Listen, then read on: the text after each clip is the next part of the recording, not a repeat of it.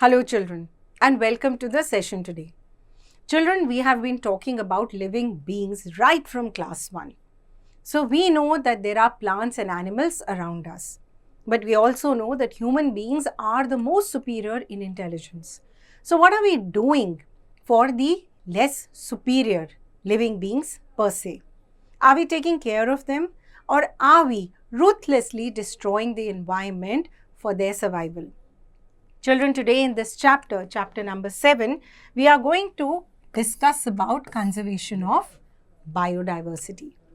Let us first understand some important concepts. So, before we move into the chapter, let us watch a video and understand the different definitions that we'll be covering here. All the different type of plants in the natural surroundings of a place constitute the flora. All the different kinds of animals living in their natural surroundings constitute the fauna of that place.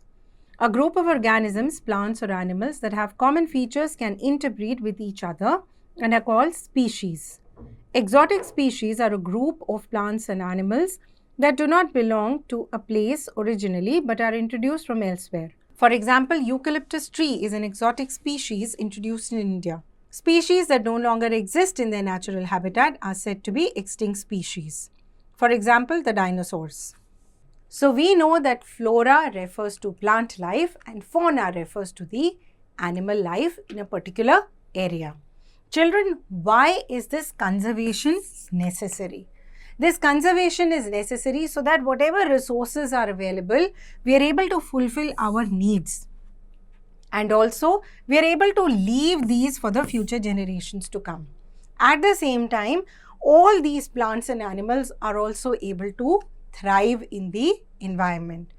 Children, biodiversity of an area about whose conservation we are talking refers to animals, plants and all the microorganisms as well that exist in an area. The place where the wildlife lives is known as the natural habitat. Now, many wildlife sanctuaries have been created which specifically protect the wildlife or the animals and birds of that area. Let us take a look at the names of these wildlife sanctuaries. Wildlife Sanctuary and State. Hulongapur, Assam. Kedarnath Wildlife Sanctuary, Uttar Pradesh. Bharatpur Bird Sanctuary, Rajasthan. Sasan Wildlife Sanctuary, Gujarat. Bandipur Sanctuary, Karnataka. Madumalai Sanctuary, Tamil Nadu. Periyar Wildlife Sanctuary, Kerala.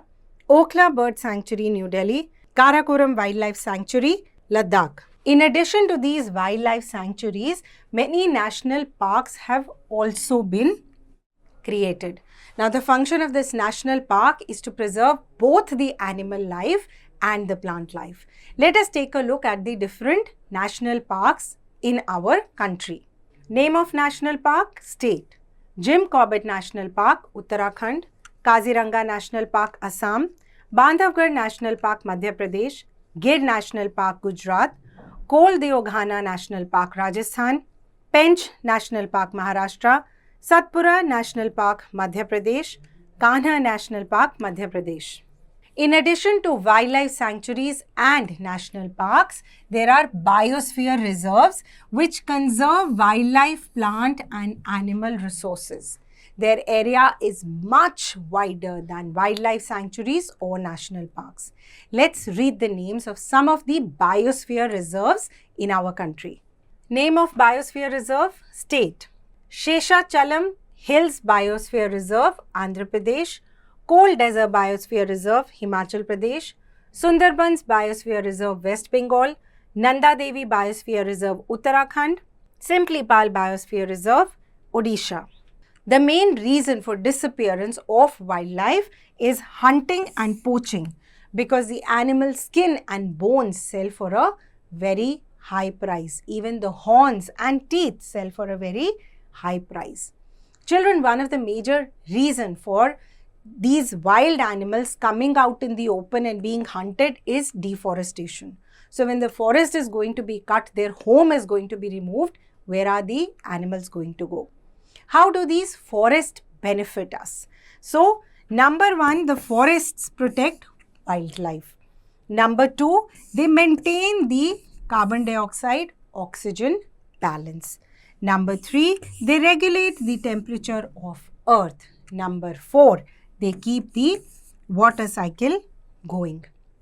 Number 5, they absorb the harmful solar radiation and protect us from its effect. Number 6, they check floods and soil erosion. Number 7, they give us wood raw materials for our many products that we create. Number 8, they give us food and medicines. Children, these are little list of uses that the forest has for us. In reality, the list is way beyond this. Now, how do we preserve the forest? We preserve the forest by afforestation. That means you plant trees, a lot of trees. The second is controlling overgrazing. Animals should be taken to fresh pastures every time, because when they overgraze the same area, it does not allow the grass to grow again, and that patch of soil is rendered barren. Another is protection from fire. We have seen over the last few years how forest fires have spread over kilometers of forests, and they have not been able to control it for months together. So children, fires will have to be prevented by limiting human activity in these areas, like smoking, burning of wood for preparing food, and activities like that. Now children, all over the world, there are a few species which have been declared as threatened. The bison, Indian rhinoceros, leopard, Asiatic lion, crocodile, antelope, blue whale, etc. are all endangered species. So basically, a species whose number is very small and they can disappear anytime are endangered species. On the other hand, a species whose number is totally zero, they cannot be seen anywhere on earth, will be known as a extinct species. And then there are endemic species. So endemic species, for example, peacock, great Indian bustard, lion-tailed macaw, etc., they are limited to a particular area. So when a species is limited only to a particular area, a particular country, it becomes all the more important to safeguard that species. Because if it dies there, it dies anywhere else, because it is actually nowhere else. So that is why it is very important to preserve the endemic species. Now, every year, the International Union for Conservation of Nature and Natural Resources, which is called IUCN, adds the data of these species to the Red Data Book. And there are many organizations who are contributing to these.